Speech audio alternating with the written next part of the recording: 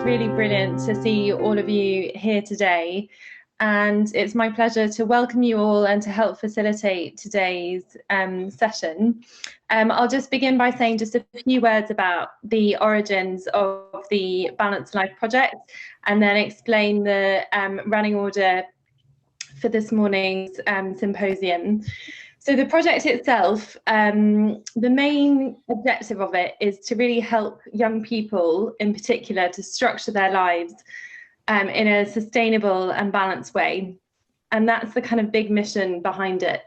The project itself is supported by the lay community of St. Benedict's. And it came initially, and I remember because I was there living with my dad at the time. Adam watched Brené Brown's TED Talk on the power of vulnerability. And he's not like most people, because most people watch it and be moved and that's it. But of course, Dad turned it into a project. And he was really struck by the way that she spoke about the sort of our deepest human needs, and found a language to talk about it. And so that really got him thinking about, you know, what are our needs, and in particular the needs of young people, and how can the lay community of St. Benedict help our young people to really kind of meet those deepest needs.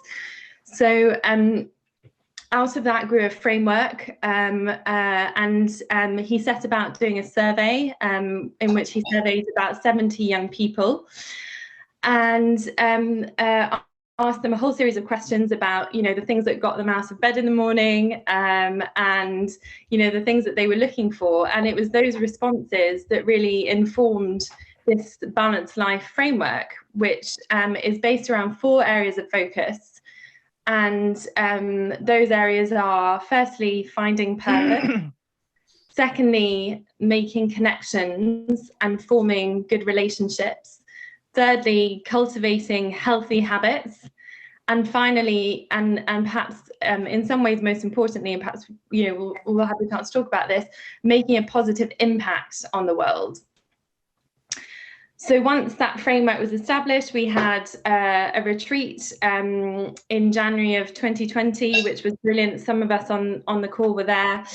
And then an essay competition was launched in autumn 2020, inviting young people to really reflect on key aspects of that Balanced Life framework as it related to their personal circumstances and personal lives.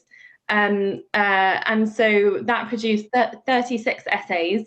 And out of those 36 essays, 4 essay winners were selected by a panel of judges. So it's brilliant to have those 4 essay winners here today, and we're going to hear from them in a minute.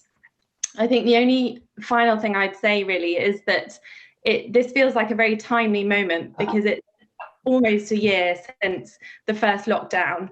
And, you know, this project started before COVID, before we even knew it was a thing. But I think definitely the experience of COVID, the experience of lockdown, has almost given it a new richness and a new meaning. And we definitely saw that in the essays that were written. You know, we saw the sort of profound experiences actually that people had through the difficulties around COVID, and sort of, you know, the inner searching that I think COVID has led a lot of us to do. So I think that is a sort of one of the positives, you know, to have come out of what is for very many people a difficult experience. So I will pause there. In terms of the plan for the next couple of hours, so it's basically in 2 parts. The first part, we'll get to hear from our essay winners, and that will be sort of led in conversation with Mathieu.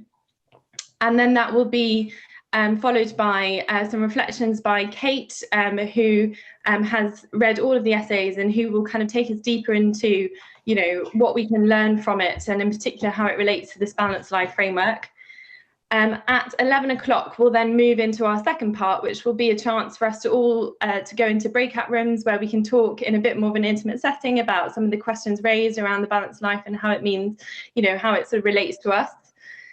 So that will be led by some facilitators, which will be really good. And then we will come back into the main room, have a chance to do a bit of a debrief, and then we'll hear from our guest speaker, Timothy Radcliffe, who I'm really looking forward to hearing from on the topic of dialogue and decisions. And then we'll hear a final word from Adam about next steps, and we will aim to finish at midday.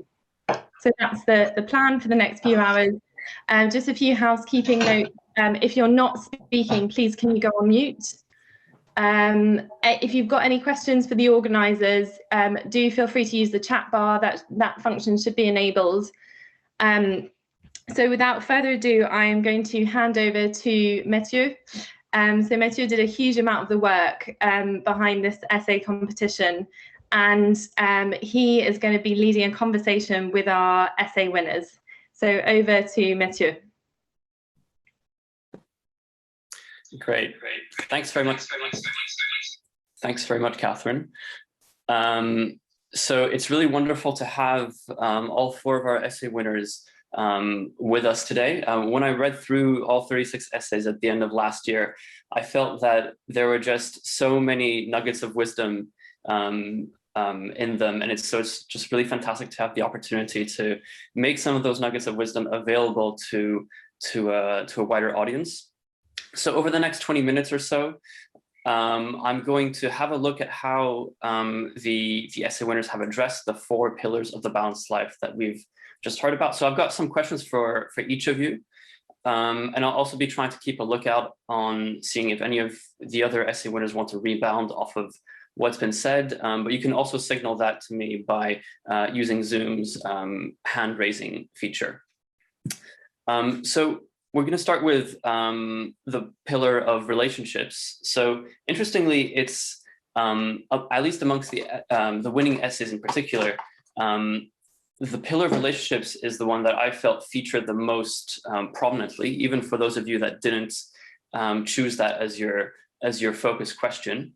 But 2 of you did choose the pillar of relationships as your focus question. So Michael, if you don't mind, I'm going to start with you. And in your essay, I really liked your treatment of a concept of momentum in propelling us forward, and as momentum as being necessary to make lasting change. And personally, I'm someone who's struggled with a limiting belief in the past of that things need to be perfect before I can really kind of move forward and make progress. So your notion and discussion about momentum to keeping us going was very useful to me. And you specifically wrote about how we can rely on others for this momentum. So I was hoping that you could give us some examples of what this might look like in practice, or some of the things that you've done in this regard. And maybe before you answer, if you could just give a very quick introduction to the audience. Yeah, thanks for letting me go first. That puts a lot of pressure on when I. Sorry, Mike, I think we're on mute. Oh, when Timothy mentioned, I've only just got out of bed. So yeah, thank you everyone for organising this. Thank you, Catherine, Mathieu, Adam, Barbara, etc. It's been really fun to engage with this. So I'm looking forward to this symposium. I'm Michael Livesey, and I wrote the essay about finding momentum as a way to find balance. And it's interesting to hear your thoughts, Mathieu, in terms of perfection and being constrained by perfection. I think perfection can be a bit of a trap sometimes. You kind of trap yourself by looking for perfection when really that's kind of a chimera anyway. And we kind of need to learn how to understand what's good enough when what we've done is good enough, and learn how to feel what good enough kind of feels like and looks like as well.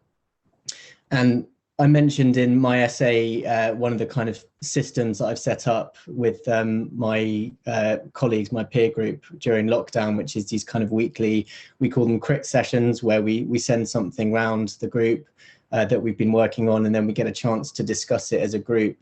And one thing I've noticed is that often other people's perception of what is good enough is more accurate than mine when we're talking about my work. You know, other people have a better feeling of what's good enough than you do when you're assessing yourself and your productivity. So learning to kind of crowdsource that sense of momentum has been really useful and powerful, just to kind of get me through the work that I've been doing during lockdown. And on the other hand, obviously that implies a responsibility to the people that you're working with as well, in terms of not only are you crowdsourcing your momentum from others, but you're also helping to contribute to their momentum. And I think there's a really powerful thing there about service to your colleagues and service to your friends, and the kind of the energy and the grace that you can get from that, and the power of enabling other people with their work as well, and the responsibility you have to others. Yeah, and I think that links quite nicely with the way that you rounded off your essay, in terms of trying to think about a balanced life more in terms of we than in terms of me. So is there anything more that you'd like to say about that, in terms of how the focus on the we can kind of help us can pull us, in a sense, kind of pull us towards something greater than us, rather than us always trying to push ourselves?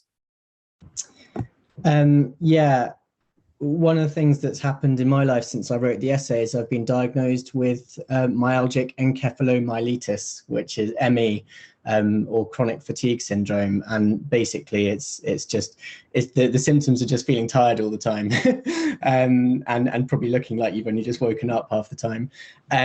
But part of that diagnosis process is getting guidance from medical professionals, and reading up on the condition. And really the key to managing the condition is learning to manage your energy levels. And what's kind of written in the guidance about that is part of that is restricting your expenditure of energy on kind of social interactions and things like that. But then on the other hand, I think you can get a lot of energy from interacting with other people. And I've spoken to a lot of people who have said, they just feel exhausted all the time in lockdown, and they feel like their life is kind of out of kilter, even though we're all not really doing anything. We're just spending our lives indoors all the time and not really seeing anyone, not really doing anything. So there's no real logic to why we feel tired. And I think that points to the fact that you can get energy from other people, and that can help kind of structure your life. And collectivizing your journey is an important kind of thing to aim for. But that's not something that's going to happen automatically. And I've seen a lot of times people talking about lockdown saying, the kind of nature is bouncing back thing. In reality, the things that we've learned from lockdown in terms of looking after the planet or looking after ourselves, if you want to continue them after the lockdown, you have to put the systems in place to enable that.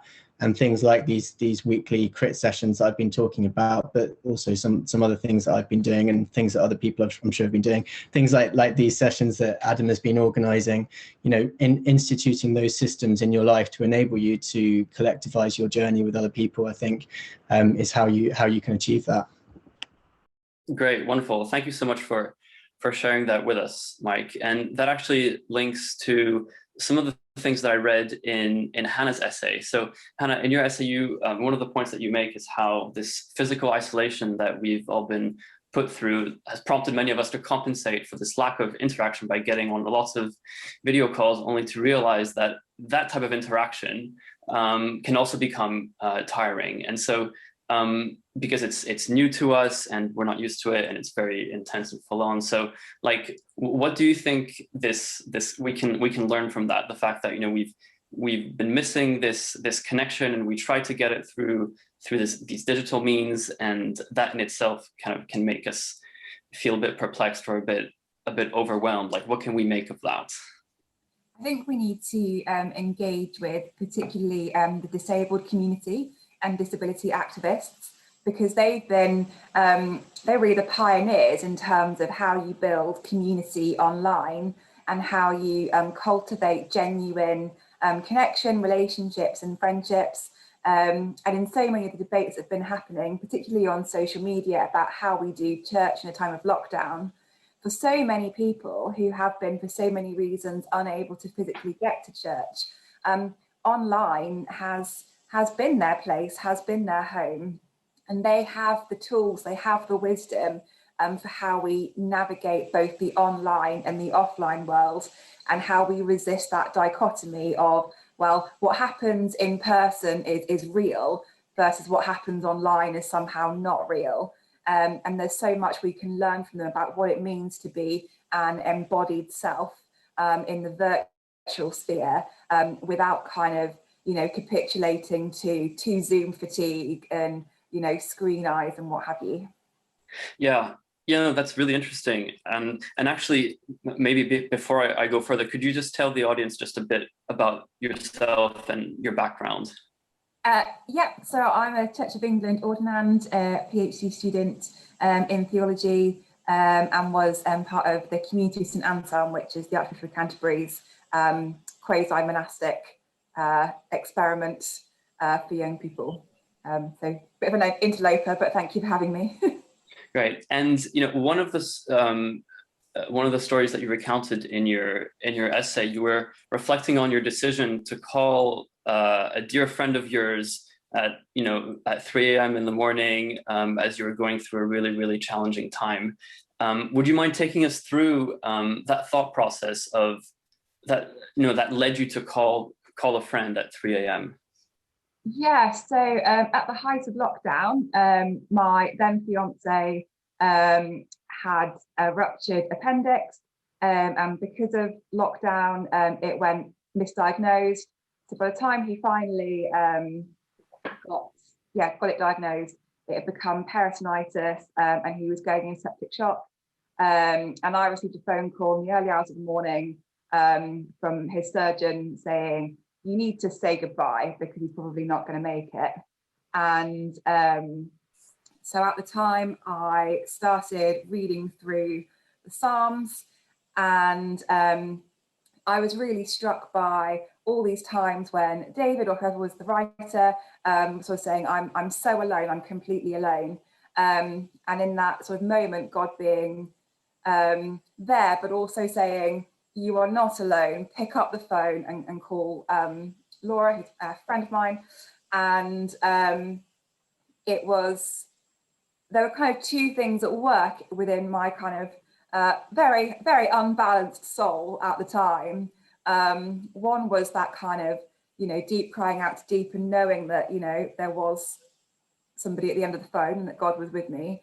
And on the other hand, there was that kind of very melodramatic, very, very distraught part going, well, I'm going to call and she's not going to answer. And you know what, God, it's going to prove that you're mean and everything's awful and my life is absolutely falling apart right now.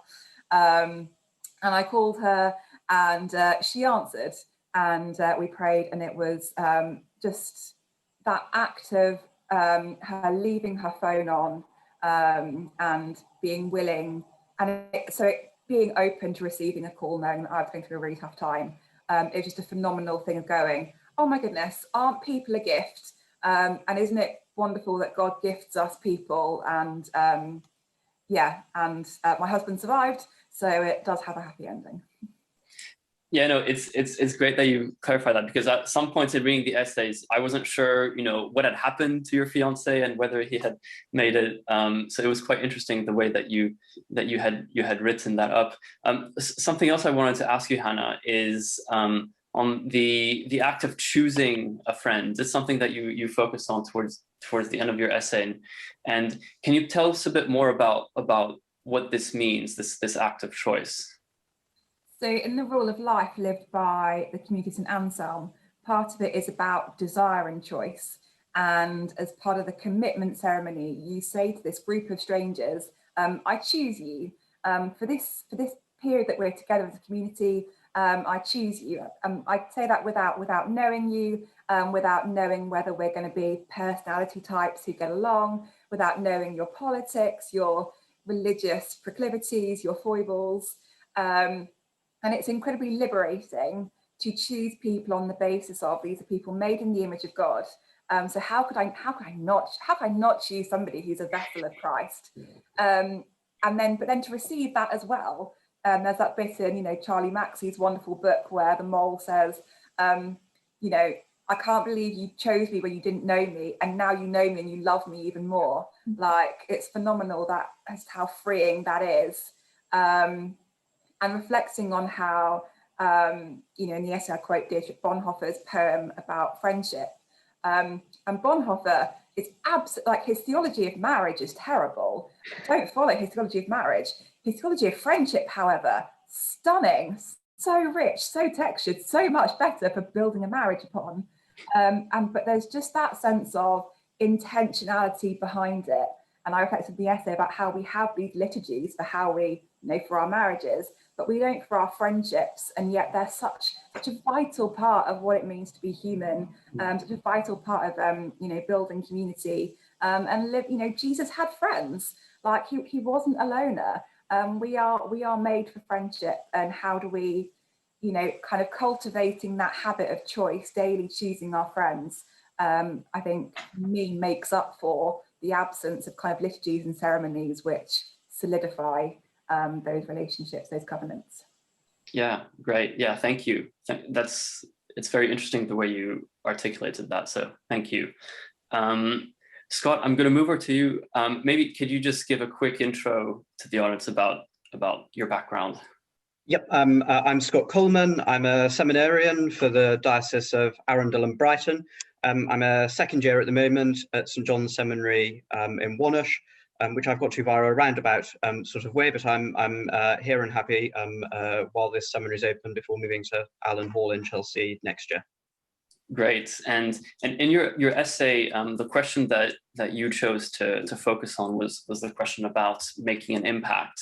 And one of the things that you said, which I thought was very interesting and which also hit home to me personally, which is the need to, some of us consider ourselves kind of anywheres is the term that you use of we've been traveling and we've got all these different identities and sometimes not always feeling grounded in a particularly strong way, and which is something that I can definitely relate to in my past. So can you tell us a bit more about what this means to you personally and why you think we shouldn't get too comfortable with being anywheres?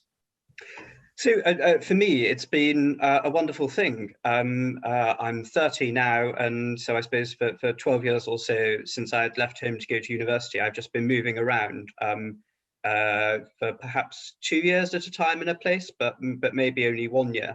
And there's been something really wonderful about that, the chance to meet different people, to experience different cultures, to live in different countries, to learn different languages. All of these things are so enriching and so enjoyable. And for me, they've been a pleasure. For other people, those sorts of things might be a necessity even. They can be something that's really important.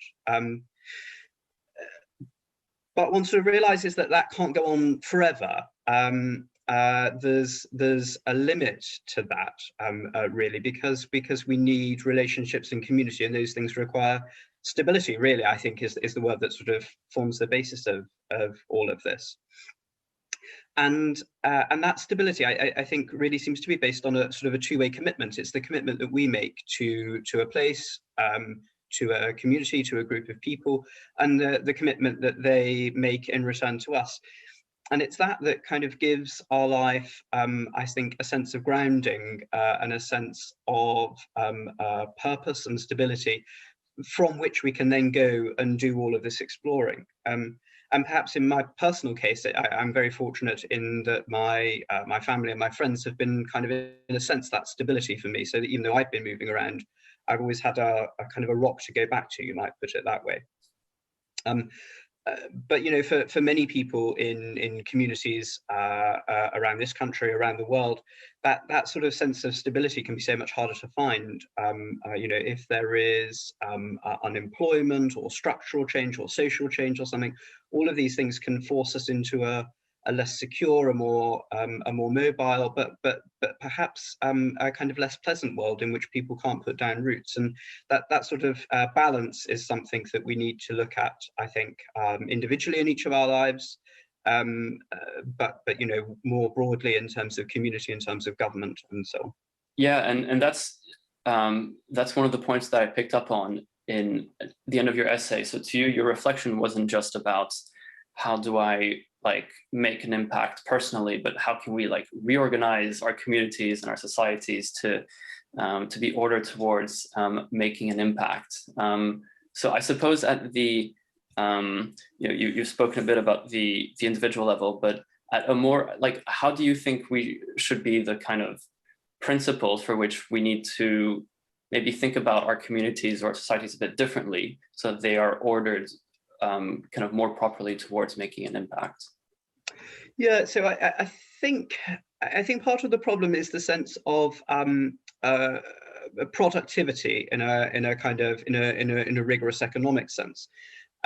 And I mean, I don't want to appear sort of fantastical or sort of unworldly about that. You know, the economy matters, productivity matters. You know, that's what funds and what enables us to do all of these things. So it's not about kind of holding back the tide of change or being sort of Luddite about it.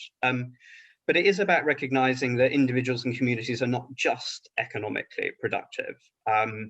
And therefore, you know, so to take the example of technological change, which renders certain jobs obsolete, but opens up other avenues. I think what we need to do is look in terms of accepting that change, of facilitating it, but of making it happen in a good way that actually supports people, rather than just kind of expects them to move with the times in a way that perhaps they're unable to. And that works, I think, on a particular level in terms of communities. You know, as we see that some are able to really embrace these changes in certain parts of the country, in certain parts of London even, and really race with it. But we're sort of left with other places that are perhaps less able. I think one of the things that strikes me particularly is the poverty in a lot of coastal towns around the UK, which are based on seasonal work, perhaps tourism, those sorts of industries, which have been particularly affected by COVID. But more broadly than that, it's about recognizing that those places have a value in themselves, and therefore, you know, they need support, whether that's financial or otherwise. But that there's something sort of particular about community and individuality as well as economic productivity. Yeah, great. Thanks very much, Scott. And I'm now going to move over to Christina. So you chose to write an essay which focused on healthy habits, which was maybe the pillar that most people in the competition chose to write about. But your take was particularly interesting, in which I felt that you really brought along all of the pillars into your response. So maybe could you just tell the audience a bit about yourself and your interest in the Balanced Life essay competition? Yeah, so my name is Christina. I grew up in the lay community of St Benedict, so I know many of you here, but not all of you. I have been anywhere, as Scott described. I've done a lot of different things and lived in a lot of different places, including, most significantly for this conversation, a year spent living in Chile with the Movimiento Apostólico Manquehue, or the Manquehue Apostolic Movement, which is based in Santiago in Chile. I lived there for a year, about 10 years ago, and it was an absolutely incredible year, if a very difficult one. The Benedictine lifestyle is one of radical obedience, and that is quite difficult when you are 21 and British and fairly independent. So it was a very challenging year, but one that has been a real treasure to me throughout my life since. It's the year that I go back to most often. Right now, I am a mother to a 2-year-old and a wife to a husband. We live in Hertfordshire, and I've since writing the essay, at the time I wrote it, I was a full-time mum, but right now I am the centre manager for the local Christians Against Poverty debt centre. That's me. Great, thank you. And what was really interesting, well, there are many interesting things about your essay, but one of them in particular was the notion that being part of a community, and in your case, the Manquehue community, it really helped to give you, well, to basically facilitate and maintain healthy habits. So what lessons do you think we can learn from communities such as the Manquehue community that you immerse yourself into and that can help us develop and maintain good habits? I was thinking about this, and the thing that's unique about a religious community, whether it's monastic or a lay community like the MAM, is that there is a mutual commitment, which is something that Scott and Hannah have also alluded to. There's that mutual agreement that we are in this together and we're going to stick it out. They live incredibly closely, and they also have an explicit commitment to the same way of life. It's codified. And that is something that not many of us have in our lives, even where we live in families or with housemates. We still are unlikely to have that level of explicit commitment to the same way of life. So that makes it quite a challenge to have that same community support to live this balanced life. So I think the thing that helps me in our family is to have this sense, what I call a cloister, as a principle that's come from the Mankewe movement. And that is, it's in a traditional monastery, you would have a physical cloister, which would define the boundaries of your life. It's where you would live, it's where you would work, it's where you spend your time, and it's very physically controlled as a space. As a lay person, my cloister is the daily round of my life. It's where I go in the day. It might include the school run or the supermarket or work. It's going to include all those different places. And the idea is that it's a protected space where I can meet with God. So I carefully consider, who do I let into my cloister? Who are the people that I'm going to welcome inside that cloister? What things am I going to bring into it? What information? That's been a real challenge for me to think about over the last year in particular. And where is it? And as lockdown lifted, with lockdown, it was quite easy because the government defined my cloister for me. Whereas right now I'm having to work out where are the boundaries going to be in a post-lockdown world, with a new job, with a new nursery, all these different new elements that have been introduced. And it's the key question for me to think about is it bringing me closer to God? And then if it is, then that's cloister.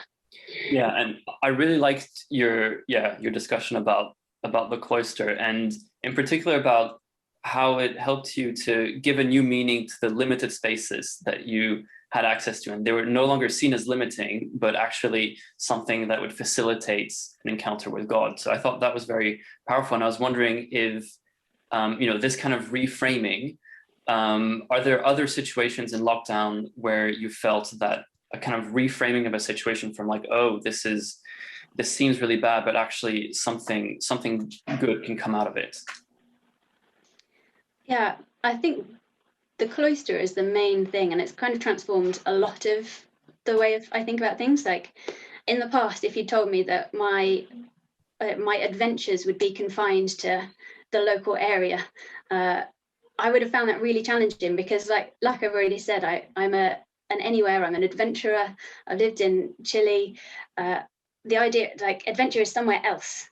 And so to have the idea that adventure could be on my doorstep, that's been a really interesting experience over the last year. And the thing I've found most interesting is that instead of seeing the world as out there, I have found a new world right here.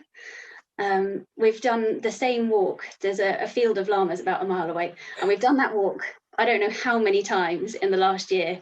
And in the process, I have got to know so much of that walk. Instead of it just being, us and the llamas, I've learnt the names of the trees on the way. I've learnt to recognise the flowers. I have learnt my neighbours' names because they're all doing the same walk. I've discovered, instead of it, I've reframed what adventure means, I suppose. And I've discovered that there is a world right here that I can explore and adventure in. Yeah, that's wonderful. Thank you so much for sharing, Christina. And thanks to all 4 of our essay winners for your contributions in your essays and today. And for everyone listening, the essays are available on the Balanced Life Project webpage on the LCSB website.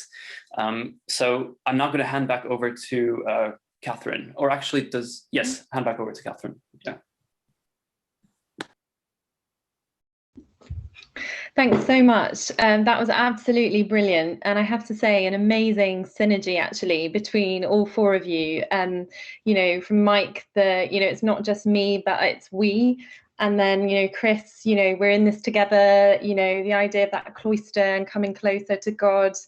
I thought as well, like hearing from Hannah about the reminder that our we is a big we. So it's, looking around to the disabled and learning from different elements of our community, and then Scott, you know, talking about how community is much bigger than the economy, you know, and how we kind of support each other and how we're more than just our you know, productivity. I thought that was just absolutely brilliant and all great food for thought.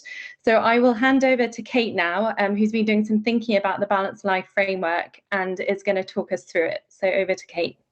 Thanks very much, Catherine. And it's interesting to follow that, because all I really have to offer is no more wisdom than what I got from the essays and from the essay writers. And, you know, that really came through in that dialogue there. So really enjoyed that. Thank you. But maybe just to draw this into a little bit closer into what the Balanced Life Project it can do about these things that we're talking about, which is, you know, the things that we recognize that we need. So I suppose, yeah, I think that the thing is that there's enough wisdom to act upon. The question is just how the Balanced Life is going to be able, is going to bring that out in the project. The thing that I suppose dawned on me looking at these essays was the immensity of practical wisdom that people were able to offer. You know, I'm someone who sort of drifts around the fringes of academic theology, and often that kind of practical wisdom and putting it into action is something that I really struggle with. So it's quite, I suppose it made me recognize why something like the Balanced Life and this kind of input is something that actually I, for one, really need, but also I think a lot of young people really are looking for, which is its main objective is saying how, you know, how do we do this? So yes, we've got these ways of thinking. We're working through this practical wisdom.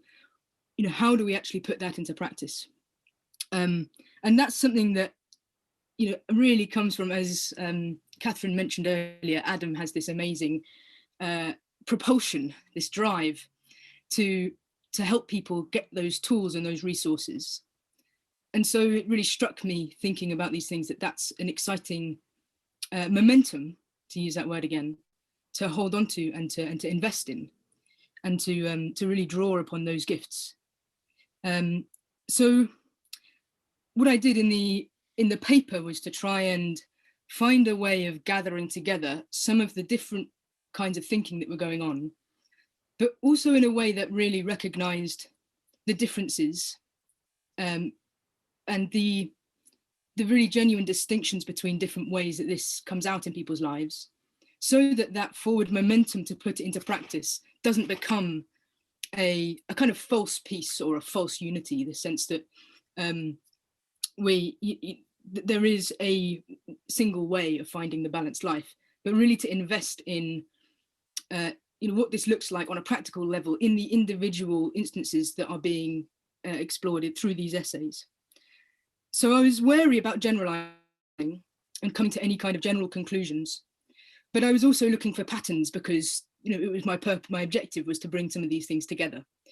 And that was why, looking at the essays, the thing that really struck me most was this repetition of the contemplation of time, thinking about the way we use our time, which isn't really anything extraordinary, because we all know that finding balance is going to be about organizing our time partly and thinking about time.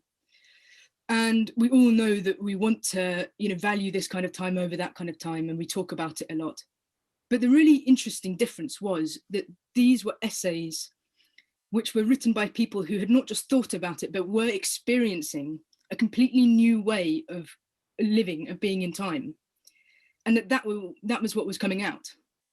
So there were reflections not just about how I would like to use my time, but about what, you know, a complete reevaluation of time. How do I value what I'm doing with the time given to me? And that's partly come about because the kinds of values that we have been expected to give to the way we use our time have been disrupted. So, you know, things like this intense need to value ourselves through, as Scott brought up, through productivity, and this kind of instrumentalizing of time has been knocked off. And not, you know, it's accidental that this has happened. You know, it's not that we've chosen that. It's that it's just happened to society that we've been knocked off that model of time, and because of being knocked off that, and giving the people, the contributors, the essay contributors, the impetus to really reflect on that experience of being knocked off a model of time, has sort of brought out these amazing reflections on people changing their sense of value, or recognizing things that they valued but they hadn't put into action before.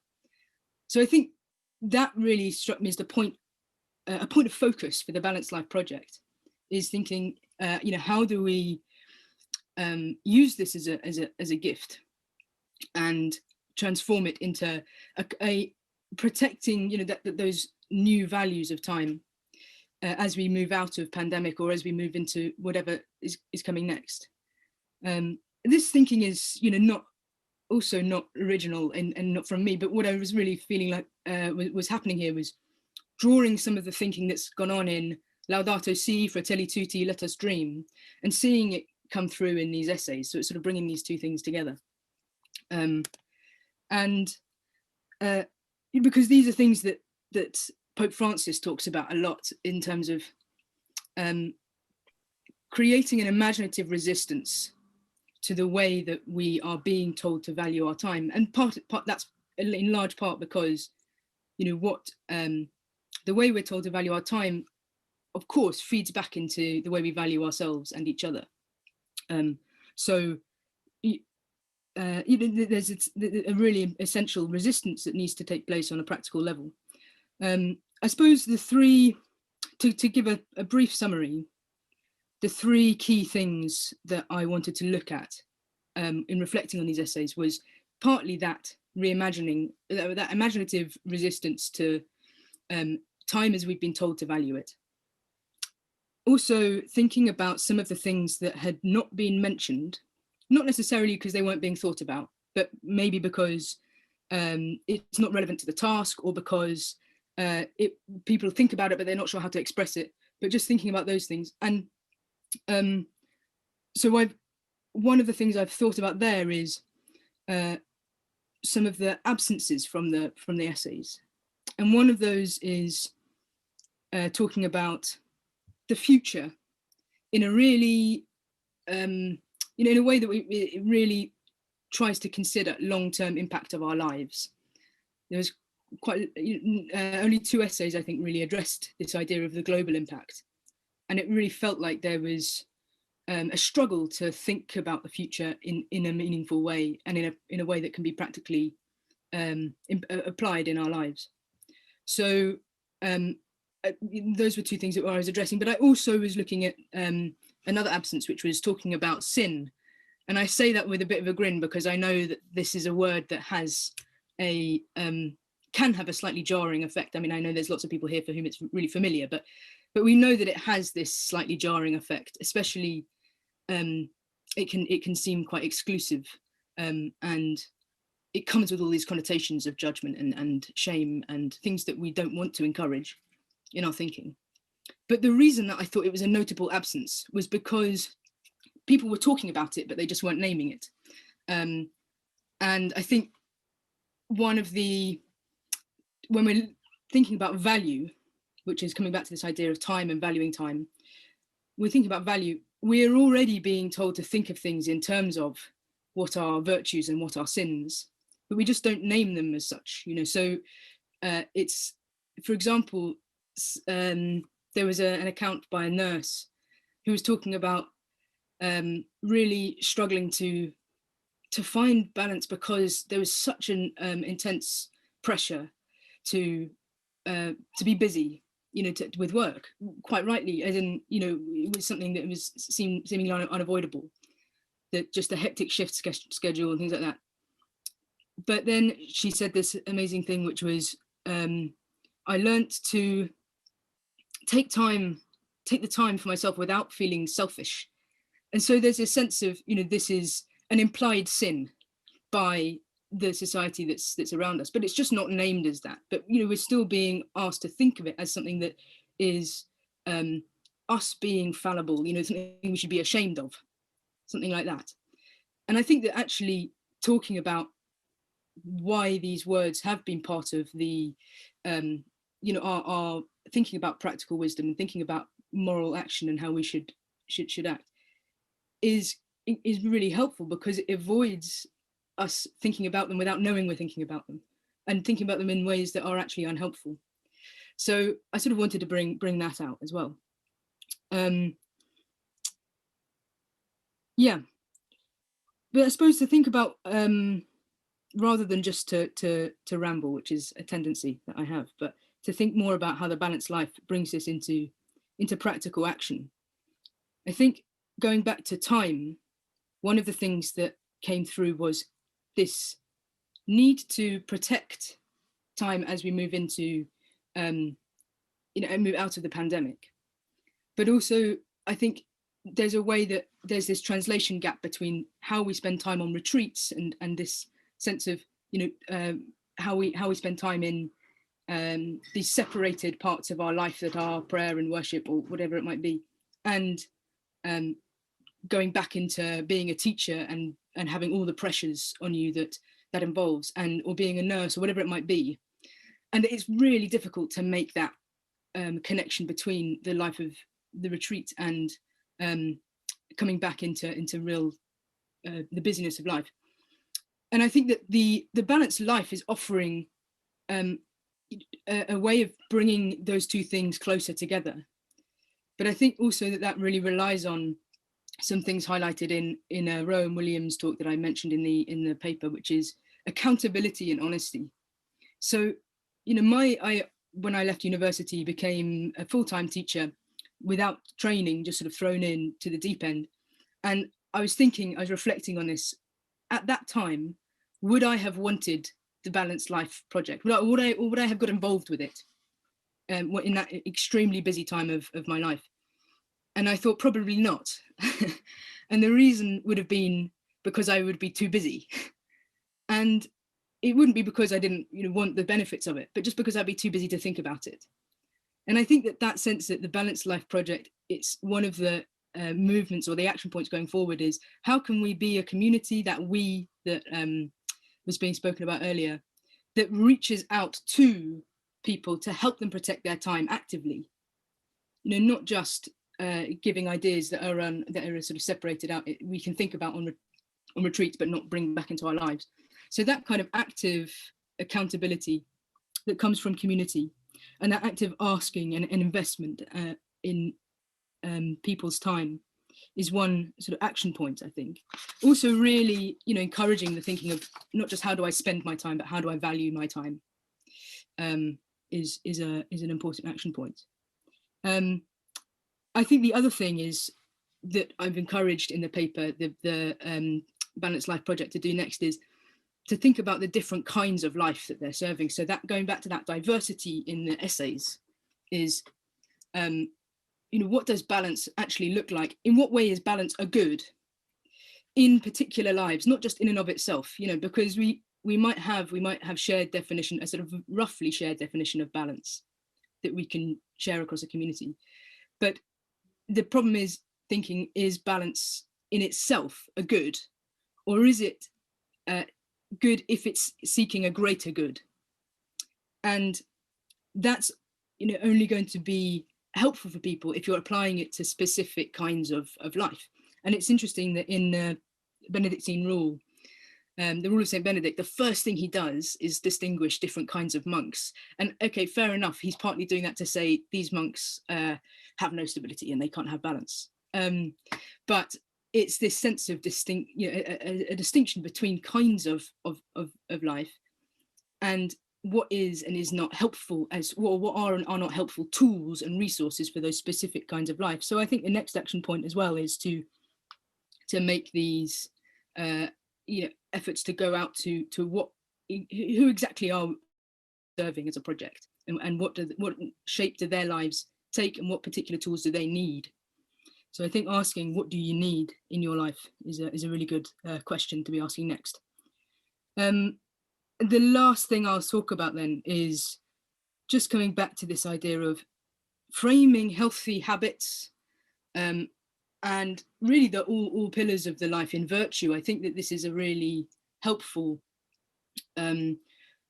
pool of wisdom to draw upon from theological tradition and formation and teaching, which is for two reasons. One is to really explore why that language is lost and why it's exclusive, and to not, to ask people why that is. So if you're here now listening to this and thinking, you're just going on about sin a bit too much, why does that jar with us? Why does that, why are those no longer helpful tools for us to really evaluate our actions and how we're putting things into practical action? With the purpose of opening the community up and really trying to engage with those who we might not immediately be able to speak to in a community setting. So, trying to reach out and draw people in.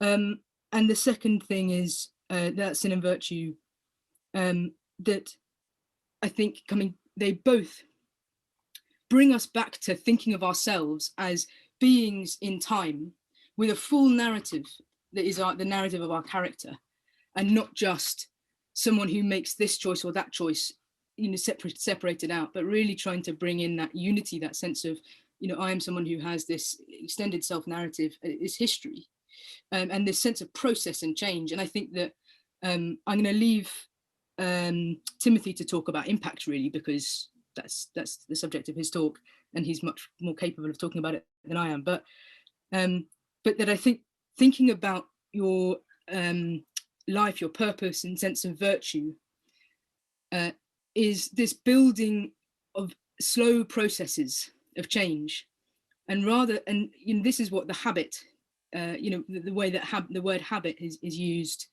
theologically, is rather than colloquially the way we usually use it, is this slow turning of the disposition towards what's really good for you in particular, for your kind of life and for your character, rather than what's good generally, what does society generally think is good for me, what's good in terms of this system of morality that I'm being told to follow.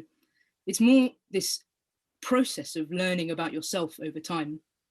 So learning healthy habits, for example, which is one of the pillars, if we frame it in this sense of learning good habits in order to become virtuous, which is to say, in order to become more who we truly are, then we have a sense of in thinking about choices and thinking about the way that we act, which is resistant to this instant, make a choice about this, make a choice about that, the anywhere sort of mentality, move here, move there, because it's about investing in this long narrative. So I think that that's really sort of, I'll wrap up there to say that that's how some of my thinking came together, but really centering on this reflection of how do I value my time, or more to the point, I suppose, how do I love the time that's given to me, which is one of the questions I think we might be asking later. But just remains to say thank you so much to the essay writers for the extraordinary wisdom that I gained from reading your essays. I really thoroughly enjoyed them. So thank you very much. Thanks so much, Kate. That was really, really thought-provoking, and lots in there. I think lots of questions for all of us, including how do I spend and value my time, but also questions for us as a community. How can we be a community that helps people outside to protect their time actively? How can we reach out to others? And then I really liked what you said at the end about the fact that, really this kind of finding a balanced life, it's not like this this kind of perfect model outside we're looking to follow. It's more about, having the tools to become really who you truly are.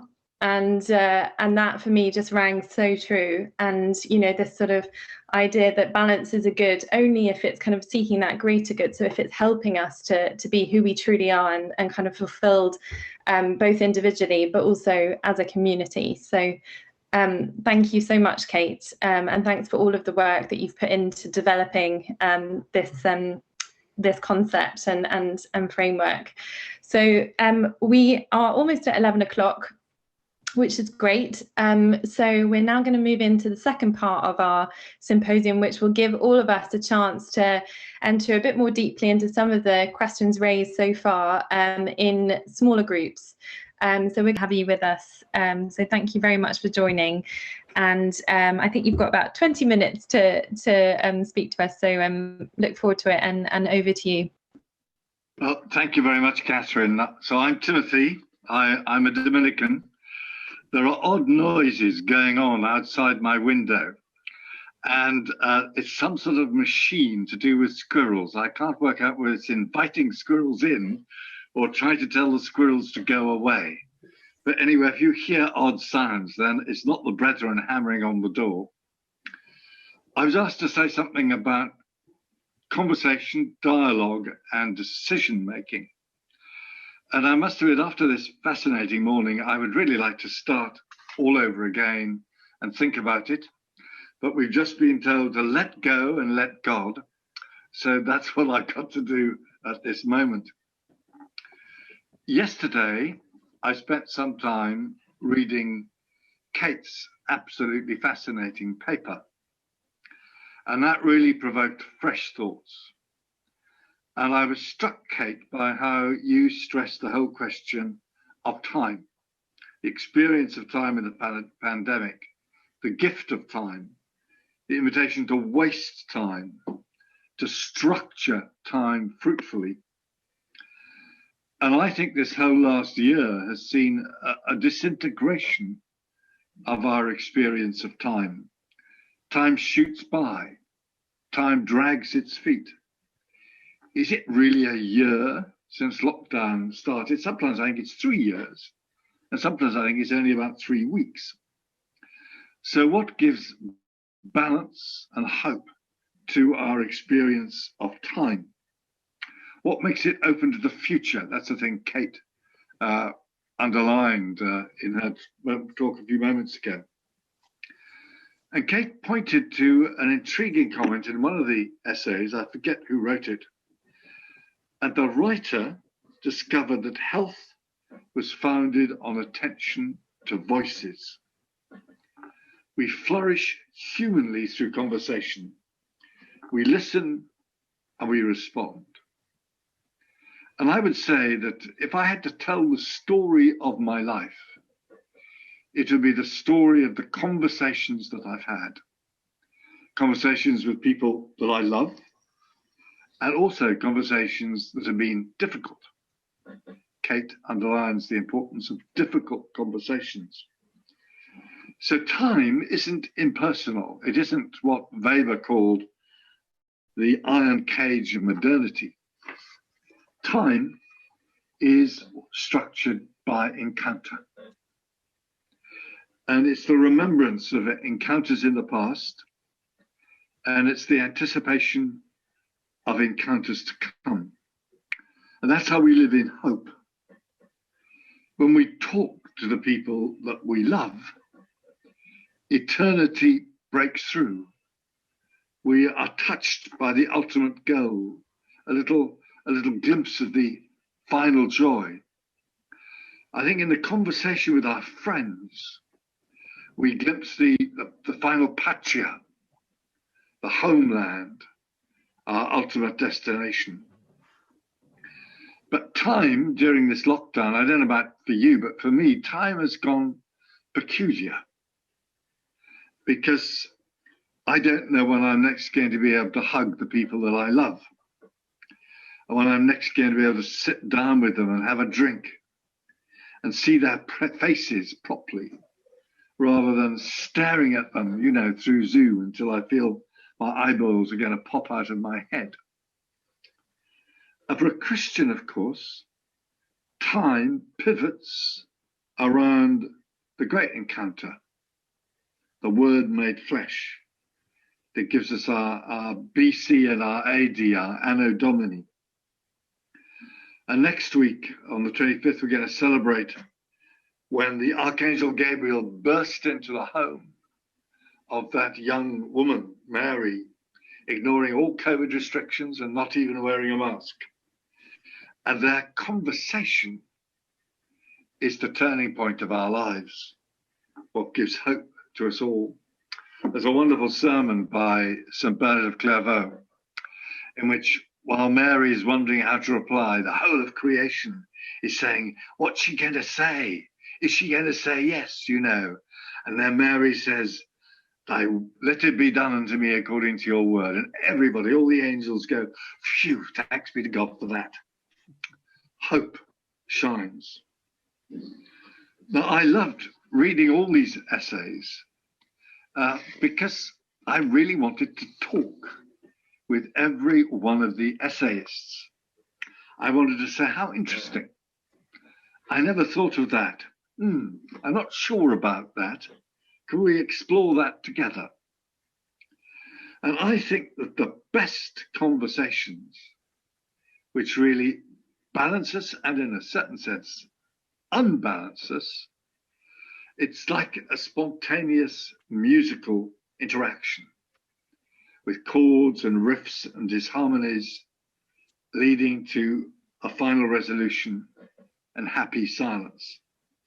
So I think a good conversation is like playing jazz together. You've got to have enough agreement for there to be communication, and you have to have enough disagreement for it to be exciting and playful and to take you know not where. It has to be liberated from aggression. Good friction is okay. I don't know whether any of you saw that wonderful TV series, The Queen's Gambit. And it's about this young American girl who becomes enamored of chess. And you see her progress as she smashes one male chess player after another, until finally she meets the great Russian master and she smashes him as well. All these men laid out flat, you know, and we all cheer.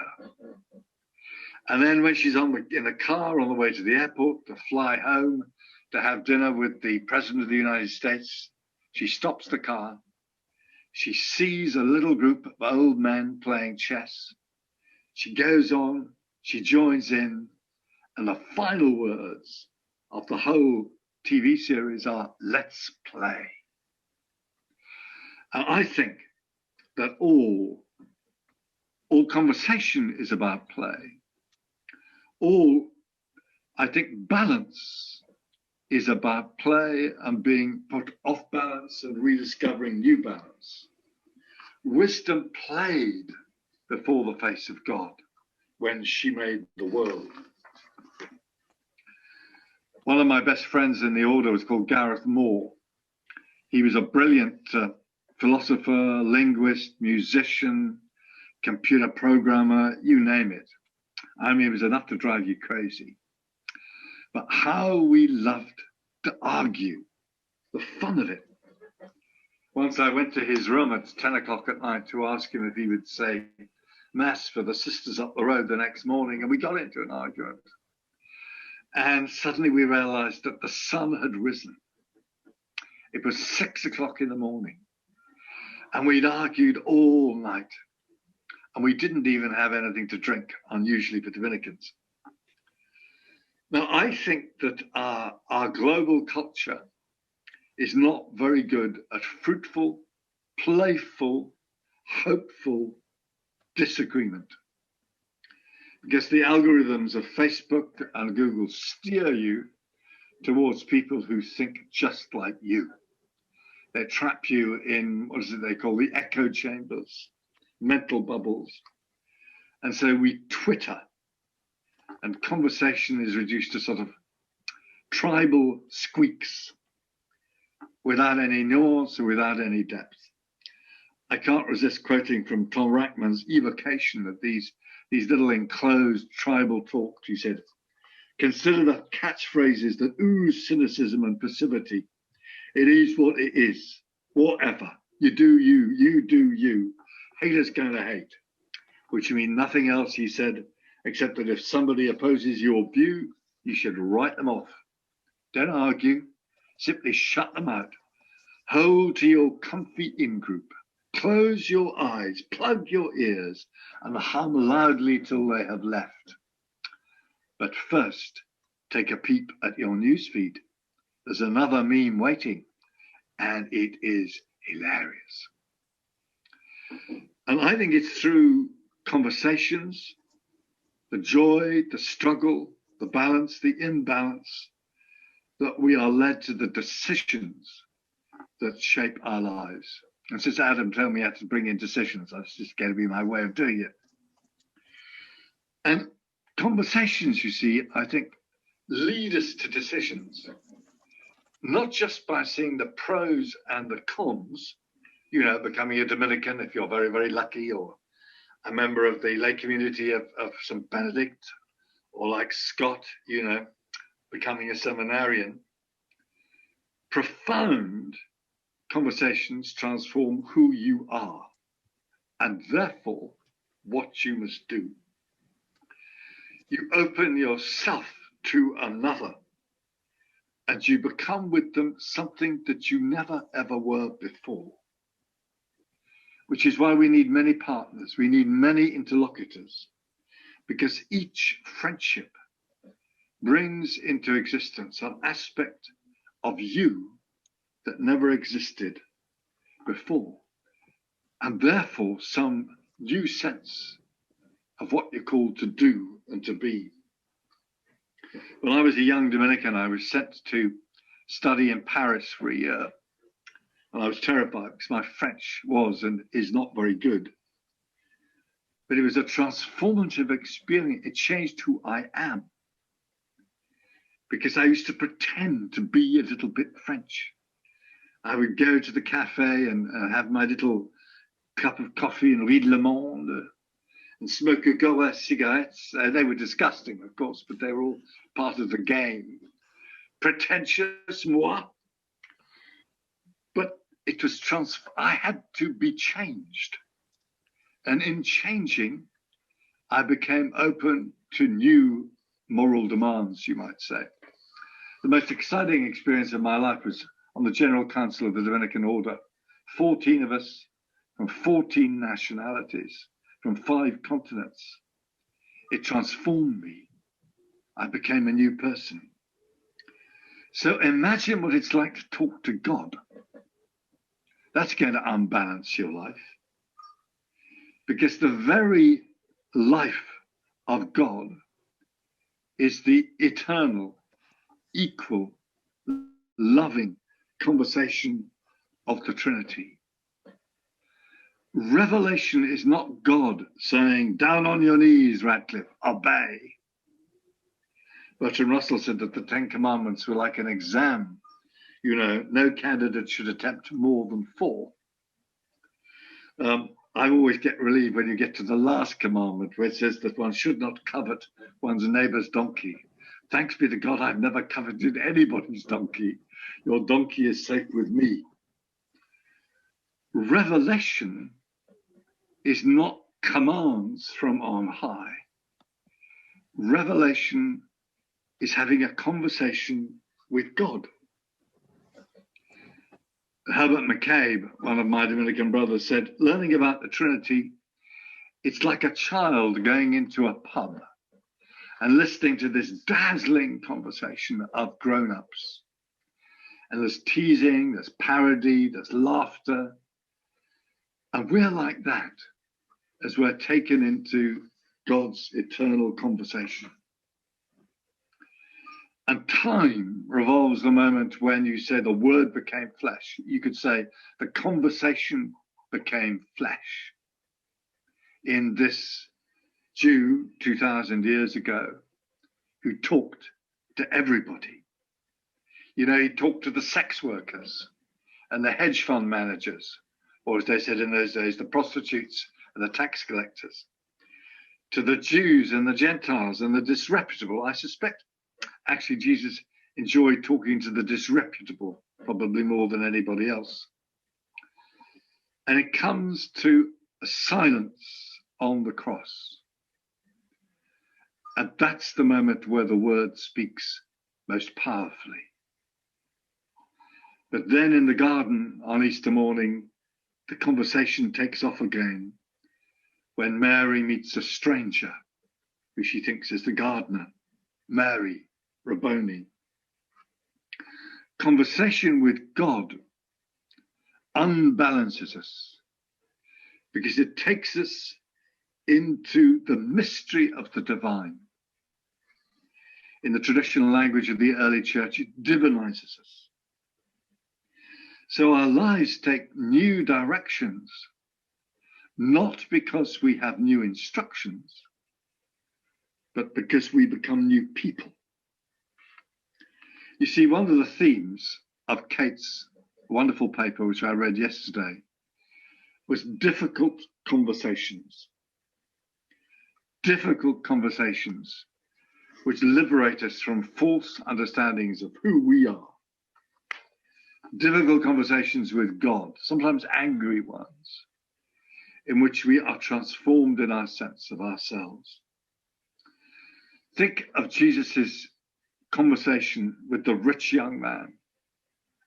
Jesus invites him to leave his wealth and to follow him, but the rich man does not. And this is not because he refuses to obey Jesus. It's because he hasn't yet grown out of a self-conception of himself as a rich young man. He hasn't yet discovered a deeper identity. And to stop, just in case you're all getting nervous, think lastly of that extraordinary conversation that Jesus has with the Samaritan woman at the well. Crazier than any conversation we're ever likely to have. In fact, the woman does not think they should be talking anyway. What are you, a Jew, talking with me, a Gentile, a Samaritan? She's triply forced outside conversation because she is a woman, a Samaritan, and probably a public sinner. But they talk. This is the challenge for every one of us, to have these difficult conversations. They talk. And it all begins, as every good conversation does, with Jesus saying, "Give me something to drink." Jesus is needy. She wants something from him.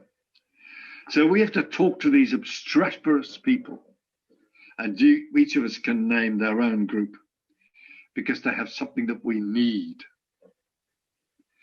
Blessed Pierre Claverie, the Dominican Bishop of Oran, who was beatified, he was martyred in Algeria.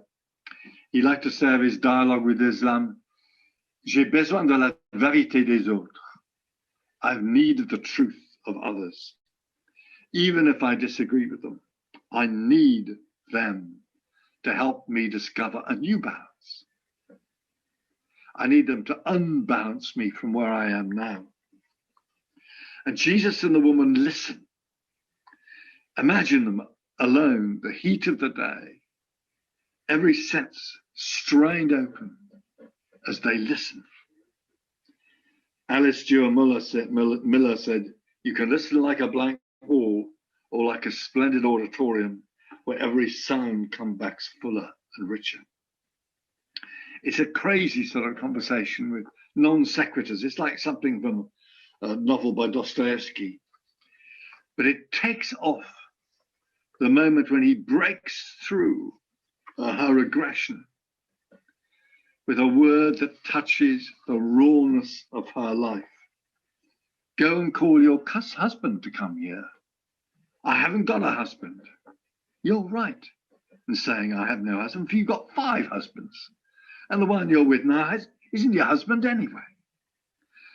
And now they really meet in the truth of who she is, the truth of who he is. And she will say, "He told me everything I ever did." And conversation takes off when we dare to engage with others the truth of who they are, the truth of who we are. When we're disclosed to each other in our raw messiness. And the conversation is even a bit flirtatious, you know. Lovers traditionally eat at wellheads.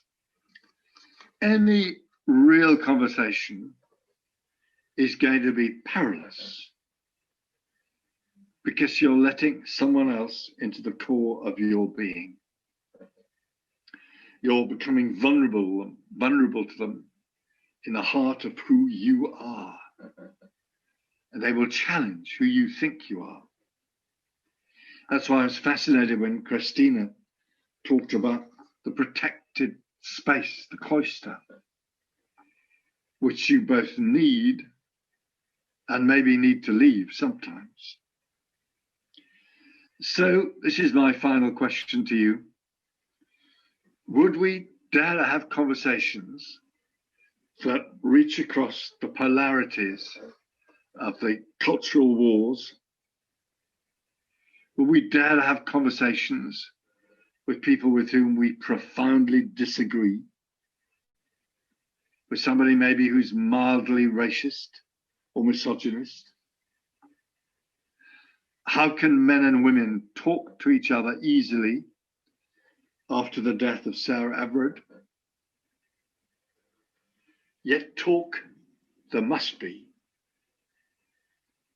Sometimes I'm not ready for it. Sometimes I must go to my cloister, my enclosed space. Somebody else will engage in the conversation.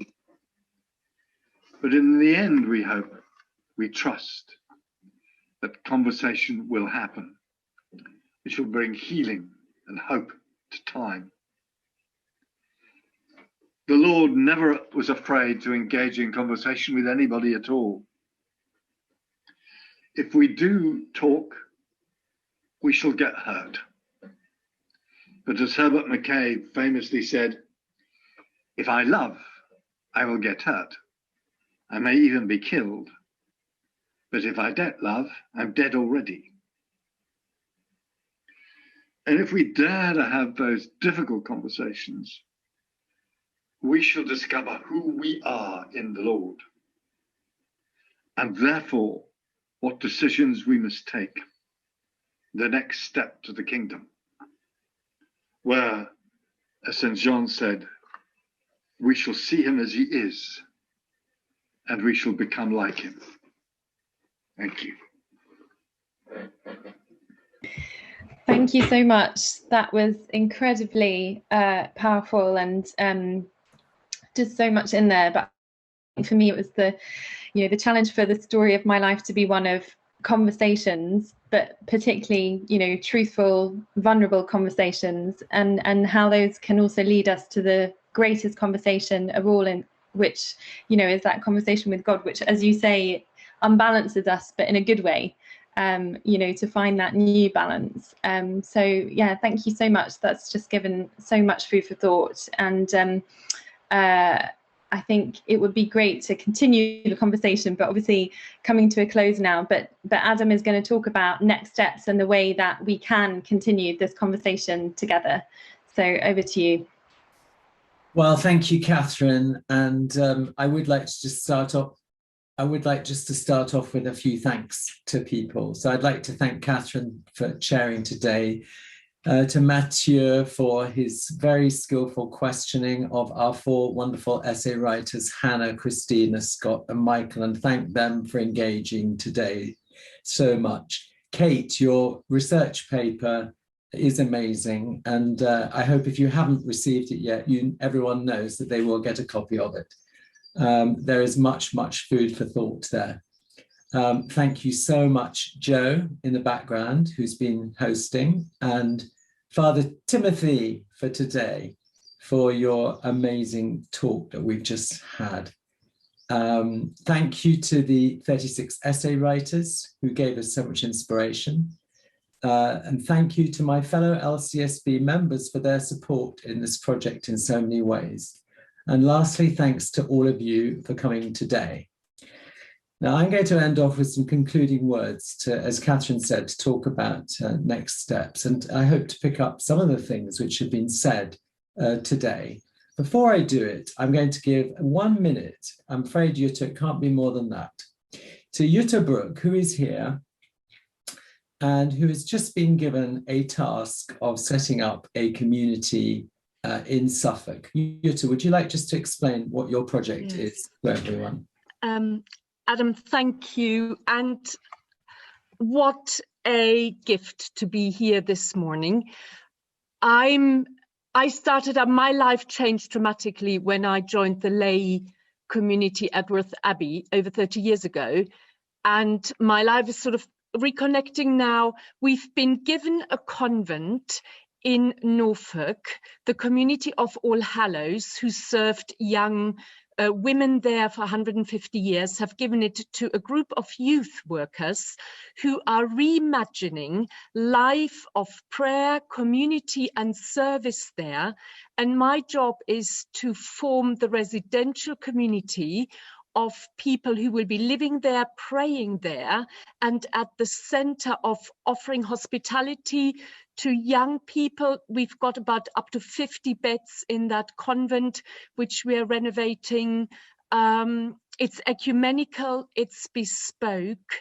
And I am drawing sort of really widely networking to really have a broad backdrop against this. So if any of you want to find out more, go to our website, bewith.community. If any of you want to come and live in the community, please get in touch. So look at our website. Thank you. Jutta, thank you very much. And it's wonderful to be able to share with others what you're doing. I think it's an amazing project that you're doing. So now for my concluding words, and dear Catherine, who's been so wonderful at keeping time. Catherine, I have to apologize to you. We might just go over by a couple of minutes, just as I draw things together. So the Balanced Life Project is an invitation. It is not a blueprint. It's an invitation into a safe space where young adults can exchange and meet each other. And based on today and our previous events, I think we're doing okay. It's a place of joy and community where quiet study, listening, questioning, and openness to change, diversity, rootedness, fun, work, meditation, and prayer are valued. It will be successful if this appeals to you, young adults. We as a community, the lay community of St. Benedict, are committed to finding a way to create that space and to work on the powerful recommendations in Kate's research paper. In terms of the next steps, here are a few suggestions. And we're going to send those to you in a follow-up email, so don't worry about noting them or anything like that. Just going to give you an idea about what the follow-ups are. Perhaps you could call this our raw messiness, which Timothy said, and also making the conversation flesh. How are we going to make this conversation actually happen? So the first thing, if you weren't aware, is that on Monday at 7 o'clock, we have the second evening of our young adults course, which Kate is giving. It's called Healthy Habits, Reading, Listening and Journaling.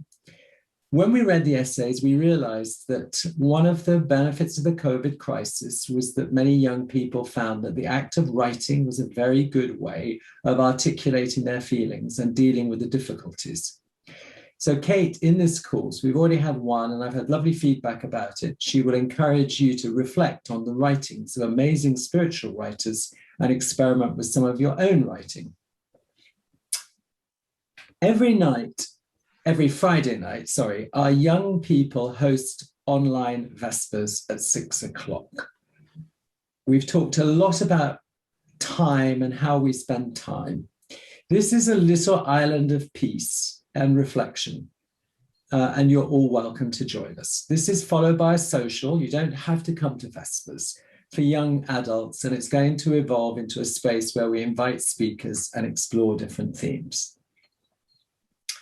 We have a young adults WhatsApp group, so please, if you're not on it, let us know if you want to be part of it. You can follow us on Instagram, Twitter, and Facebook if you want to have something nice to see on those social media. And we're not on TikTok yet. On the 28th of March, which is tomorrow week, we have Rowan Williams speaking to the lay community as part of our 50th anniversary celebrations. And he is a wonderful and wise person. And thanks to Tim that we had this introduction. So this will be on Zoom if you want to interact with him, or it'll be streamed live on Facebook if you just want to listen or catch up afterwards. On Good Friday and Easter Saturday morning, we have 2 talks by James Allison, described by Rowan Williams as one of the most creative of English language theologians. He is a wonderful speaker and deep thinker, and I highly recommend him. He spoke a few years ago, and all of the young people, teens and young adults, were really bowled over, I think we all were, by his scriptural reflections. We're also organising a session for James and the young adults. So this will be interesting for all, but particularly for those who feel on the margins or excluded. So James's life work was inspired by the French philosopher René Girard, who wrote about the place of the victim. And so Father Timothy's words, I need the truth of others.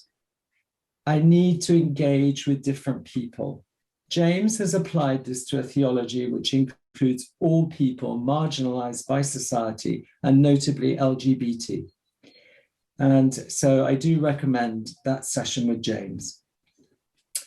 And lastly, in the summer, we are in the early stages of planning, COVID permitting, to organize a Balanced Life Summer Week. We're not sure what form it will take. The sound of 50 beds in Norfolk sounds rather attractive, actually. But we can maybe have a chat about that, Jutta. We'd like to do something that would help you. I think one of the things I know that has always motivated me in everything I've done and what I've seen young adults doing is that it's just so good to do something which will help others. That's why people love going to Lourdes. We do a painting week at the Poor Clares in Arundel, and it's just this sense in which is part of the balance of life, isn't it, to be able to make an impact on others. So early stages, but we will let you know about it.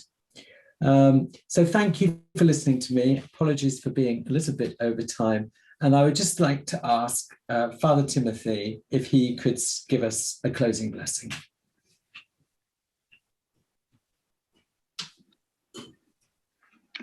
Let us pray.